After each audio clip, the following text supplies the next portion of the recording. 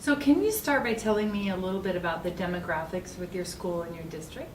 The district is composed of 7 schools, the one main school being in Tok itself, and then there are 6 outlying schools counting there is a correspondence school as part of it. So the district has Eagle, Tanacross, Tetlin, Northway, Mentasta, and then the correspondence schools.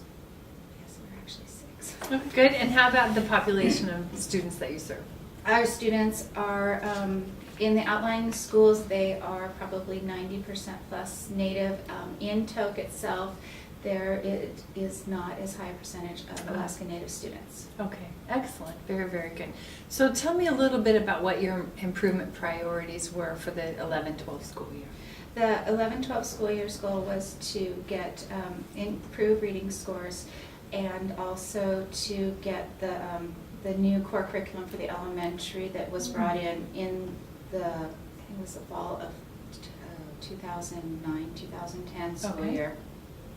Brought in, so get that up and running, and also just get more of a RTI program going in the Okay. schools. Great. And your role is in Tok only or district-wide? Or what are you District-wide. going to be speaking about in terms of today? Is it Tok only? It's going to be Tok only, and it is district-wide, or I am district-wide, but I work as the instructional coach for the district with all the different schools. But Tok is the school that they have gotten the literacy blocks going successfully in.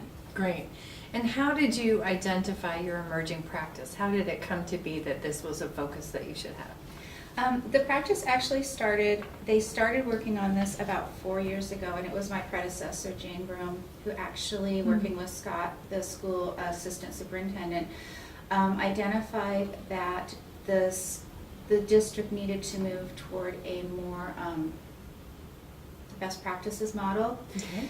At the same time, a gentleman approached the school district, John Erickson approached the school district. He was doing his doctoral study, and he wanted to collect some data from the district on the reading programs that they had going, the teachers' perceptions of the reading programs, and also then his observations compared to what the teachers perceived. And so that data really, it validated what was already being talked about and known in the district, but it kind of put the final permanent stamp on it that the district needed to align curriculum, go to a standardized core curriculum, and that some teachers were doing best practices in their rooms, other teachers weren't, and so just aligning everything and standardizing what was going on, and that's when they pushed to go to the literacy blocks model. Okay.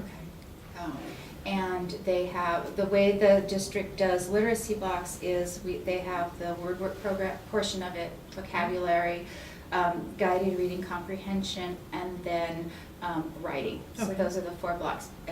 When I first started talking with Scott about this being a newcomer, I was a little confused because in my mind 4 blocks is also a reading program. And I was like, well, but we're not using 4 blocks, we're using treasures.